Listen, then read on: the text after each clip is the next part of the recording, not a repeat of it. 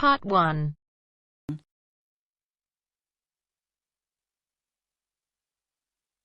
You will hear a woman phoning about an event at a botanic garden. First, you have some time to look at questions 1 to 6.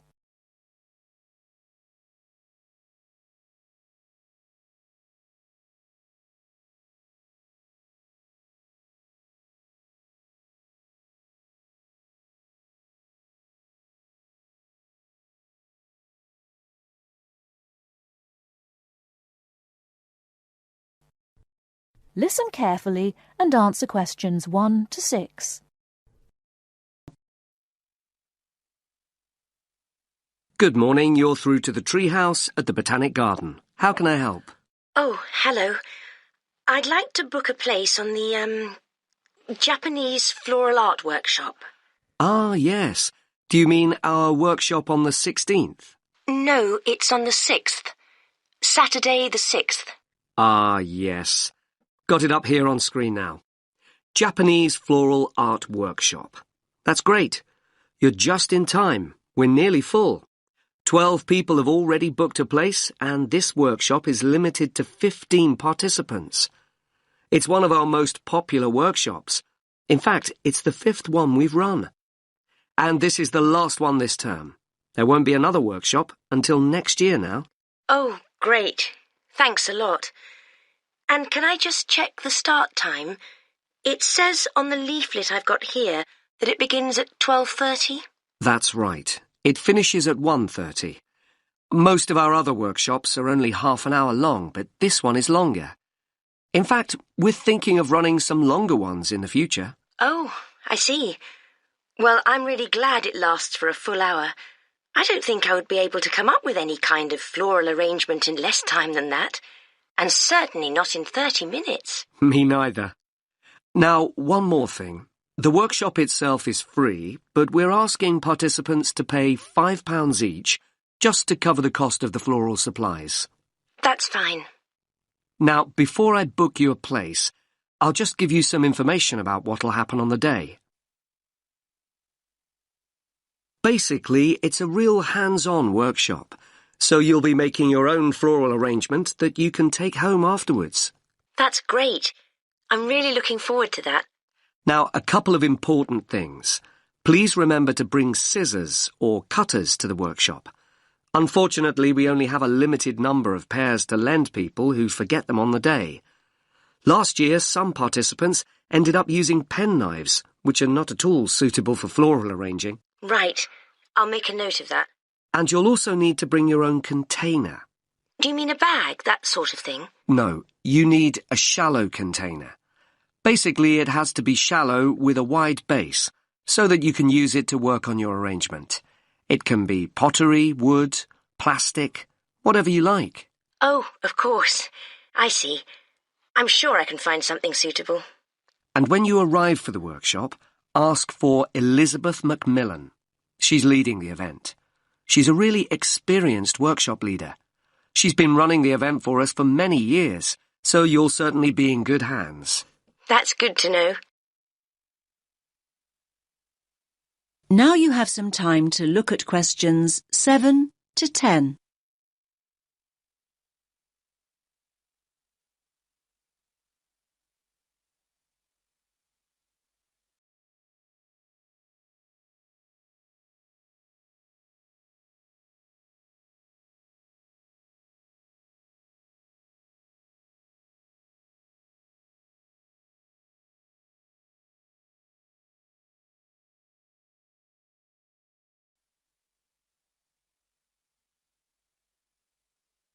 Now listen to the next part of the conversation and answer questions 7 to 10. Now, I'll just take your details for the booking form. Can I have your first name? Yes, it's Lubna. Lubna. Can you spell that for me? Lubna. And your surname? Awan. Is that Awam? No, it's an N at the end. Thank you. And a contact number. just in case we need to get in touch with you before the workshop. Yes, it's 0759 830 5321. Thanks. That's all the information we need. So that's you booked in. Oh, actually, just one more thing. Would you like to be on our mailing list? This means that we can send you information about future events and workshops. All we need is your email address. Yes, that's great. My email address is lawan25@yahoo.com. OK, I'll just read that back. LAWAN25@yahoo.com. Yes, that's correct. OK, I'll pop all your details on the system and we'll see you at the workshop next weekend. Thanks a lot for your help. Bye.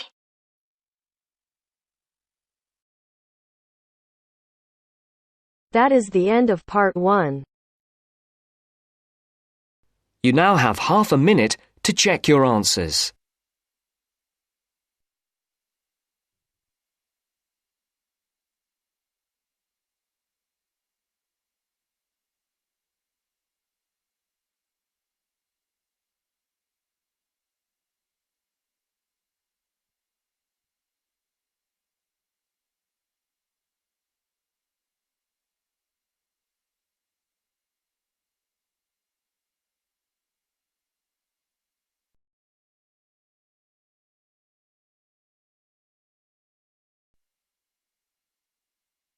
Now turns to part 2. Part 2. You will hear a guide talking about a tourist programme. First, you have some time to look at questions 11 to 14.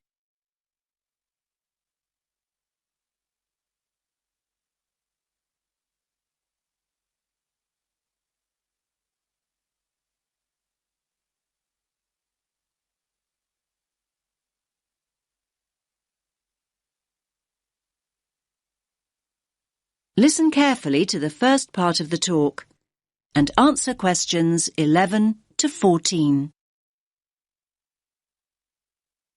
Welcome to all of you. Can everyone see me and hear me? Good. My name's Kathy, and I'm here to tell you about the special programme of events going on here at the Royal Observatory. Yes, it's Doors Open Day here in Edinburgh, and we're delighted that you have chosen to make this very special building part of your own Open Doors Day experience. Now, I'll make a start with giving you some background information about the Doors Open event. Doors Open takes place every year in September, and the observatory is one of the many buildings, 112 of them in fact, that open their doors to visitors for one weekend. And yes, there's absolutely no charge. It's all completely free. The observatory has been involved in this event for more than 20 years. And every year, we attract more and more visitors, like you, who want to find out more about great buildings in the city. And hopefully, you'll leave with a better understanding of the universe too. OK, now let's run through today's programme of events. There are many activities to choose from, so make sure you make the most of your visit. Now, there will be planetarium shows throughout the day. Now, these will run 4 times, both today and tomorrow, Sunday. These are popular, so please note that we're operating a booking system for these shows. Tickets for the 2 shows we're running this morning, the first showing at 10:30 and the second at 11:30, will be available on a first-come, first-served basis here at the information point. Tickets for the 2 afternoon shows at 2 p.m. and then at 3 p.m. will be released later on at midday. So booking is essential as spaces go very quickly. Now you have some time to look at questions 15 to 20.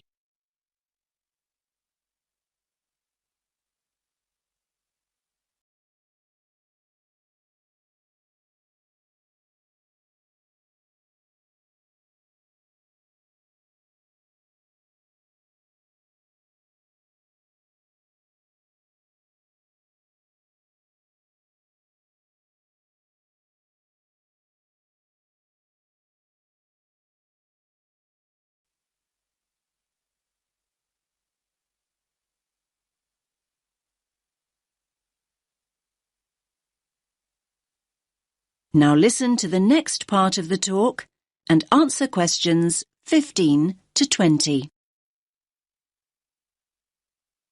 We also have some special tours of the observatory available. These include a tour of the telescope dome, and visitors will even have the opportunity to get onto the roof. I hope that those of you who are interested are wearing your most comfortable shoes and that you can keep up the pace. It will be worth the effort of climbing all these stairs. You'll have stunning views over the city when you reach the top.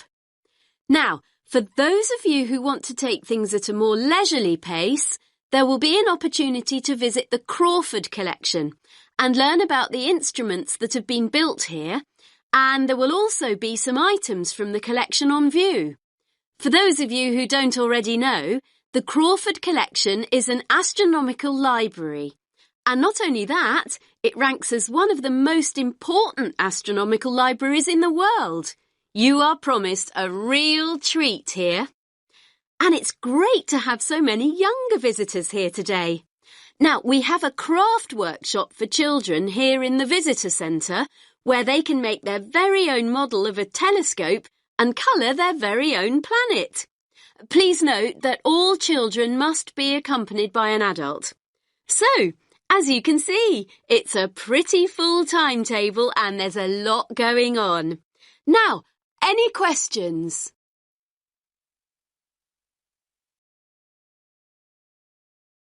That is the end of part 2.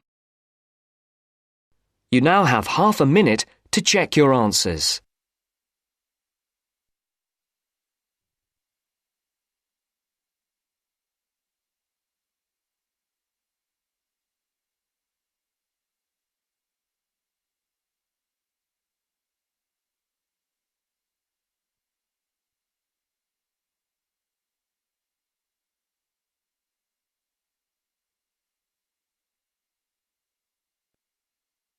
Now turns to part 3.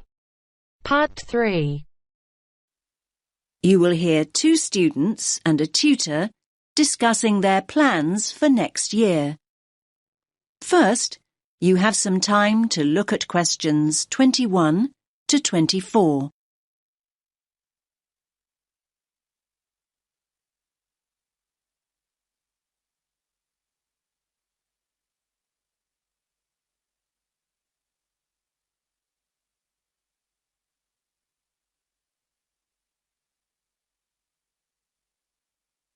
Listen carefully to the first part of the conversation and answer questions 21 to 24. Hi Mark, how's it going? Oh, hi Lily. I'm okay. Have you decided what course you're going to apply for then? Yes, illustration. I've already applied to one college actually. I didn't even know there were places that did just illustration. There aren't many. Most combine it with other areas like painting and graphic art. Unfortunately, there are no courses in London, so I've opted for Birmingham. Birmingham? I'm not sure I'd want to study there.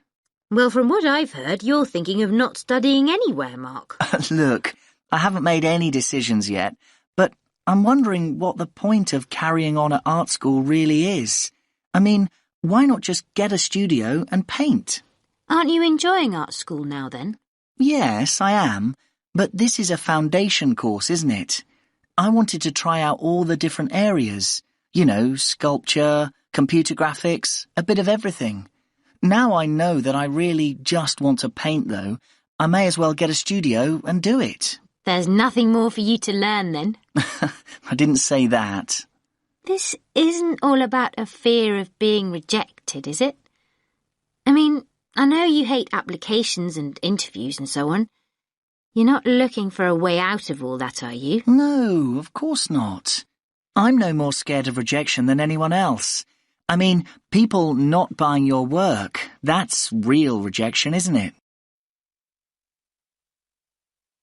Now you have some time to look at questions 25 to 30.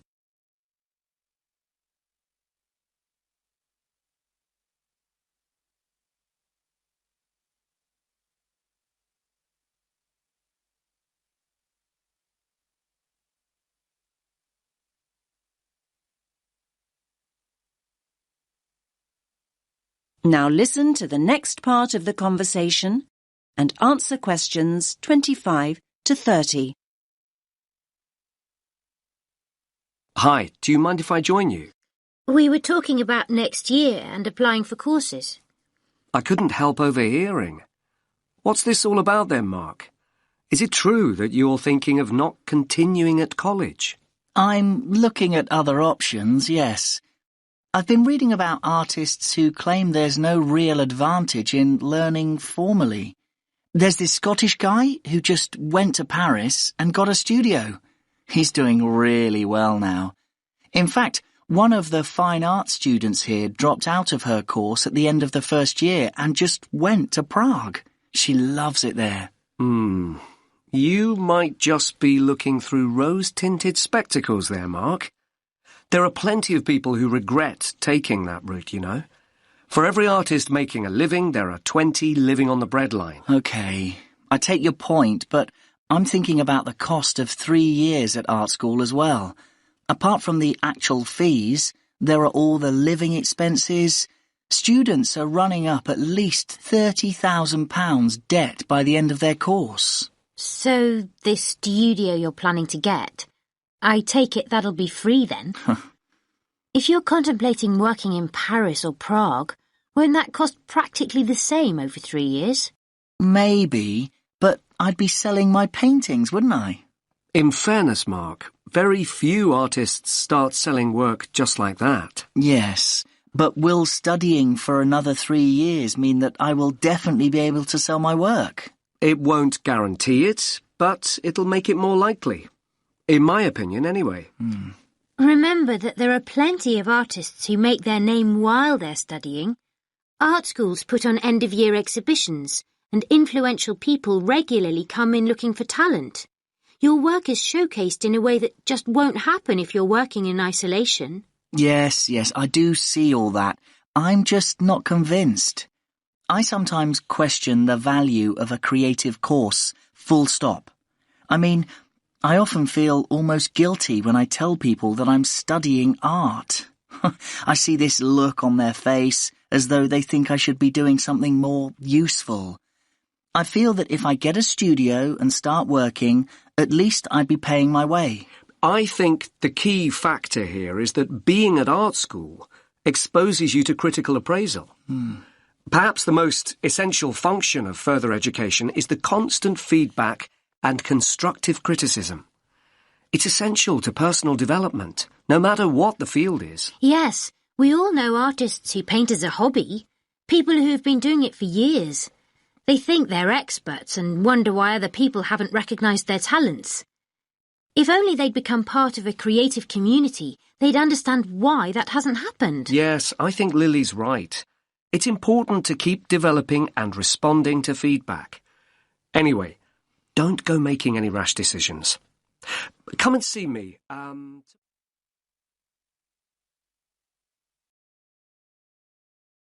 That is the end of part 3. You now have half a minute to check your answers.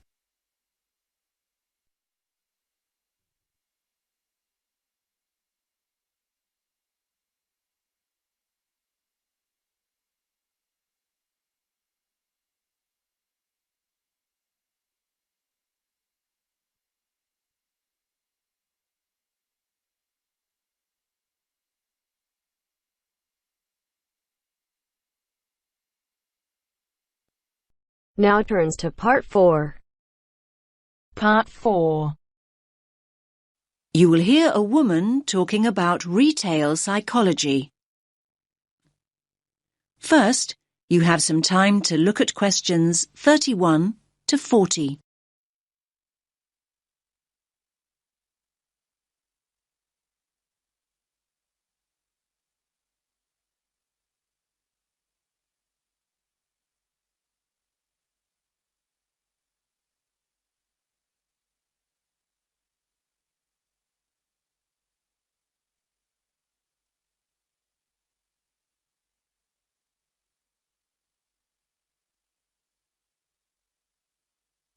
Listen carefully to the talk and answer questions 31 to 40.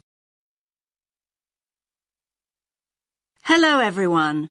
Let's get started on the final lecture in our module on retail psychology. Today, we're going to focus on supermarket layouts and how retailers display their products to encourage us as customers to spend as much of our money as possible. It's an interesting topic. Now, most of us don't actually realise that the layout is deliberately designed to make us part with our money. But in fact, millions of pounds are spent on research into the psychology of shoppers and what motivates us to buy. So, let's have a look at an actual supermarket layout. Now, here's the entrance to the store, just here. This area immediately around the entrance is what retailers refer to as the decompression zone or the dead zone. This is where the customers recover from the environment outside. And by that I mean this is where they adjust. For example, the place where they might put their keys in their pockets or take off their sunglasses, these kinds of things. So, what do you notice about this area? It's very empty, isn't it? Yes, it's pretty much clear of stock altogether. This area is not designed or used to sell us anything. Basically, the supermarkets never put any merchandise here because they know that no one's ready to buy yet. However, the retailers want their customers to feel comfortable. If they're in a relaxed state of mind, they're much more likely to stay longer and spend money. Now, let's look back at the entrance again. Now, it's interesting, but we know that 3/4 of us look right, not left, when we go into a supermarket. So, 75% of people. This gives the supermarkets a great opportunity to hit us with promotions and offers. So, near the front door, you might also find what we call the dwell zone.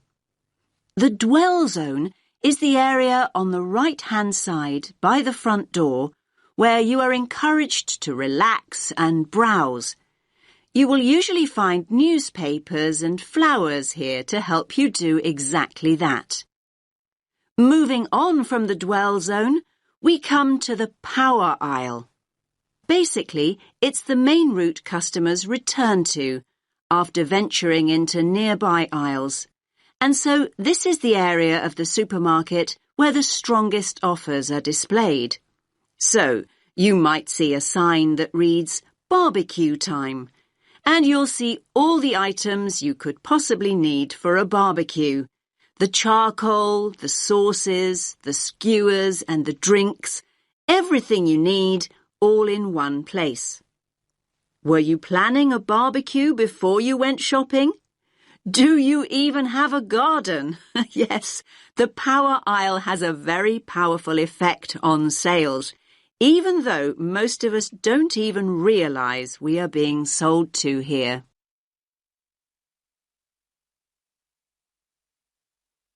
Now, let's think about fruit and vegetables for a moment. They're always located towards the front.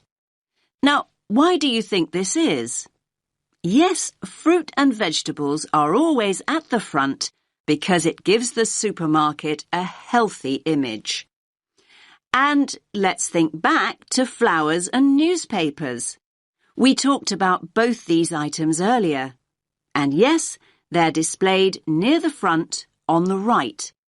Now, they're known as distress goods.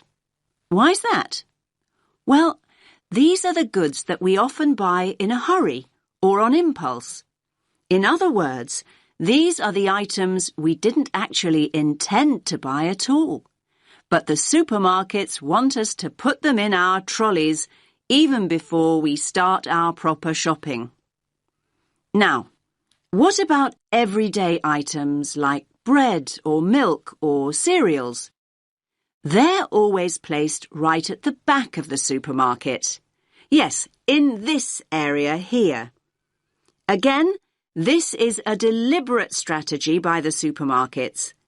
Basically, they want us to walk through the whole store to get them, in the hope we will buy other things on the way. That's why items like these are often called destination goods. Now, where products are placed on the shelves makes a real difference. We read shelves a bit like we read a book. Our eyes go from left to right. And they want you to focus on the more expensive items, so they place them at eye level. It's often quite hard to spot items like cheap tinned food. Why is that? Well, they're normally placed very low on the shelves. Basically, the supermarkets don't want the cheapest products to be the ones you see first. Finally, let's have a look at the checkout area here. Now, we all know that sweets are deliberately placed within the reach of children at the checkout. But all kinds of things are displayed at checkouts these days. In fact, supermarkets can change what's on offer almost by the hour. It's a quick and easy way for them to rotate their stock.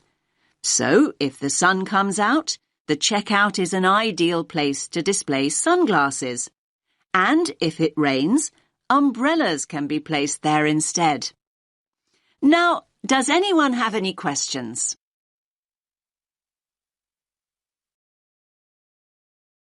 That is the end of part 4. You now have half a minute to check your answers.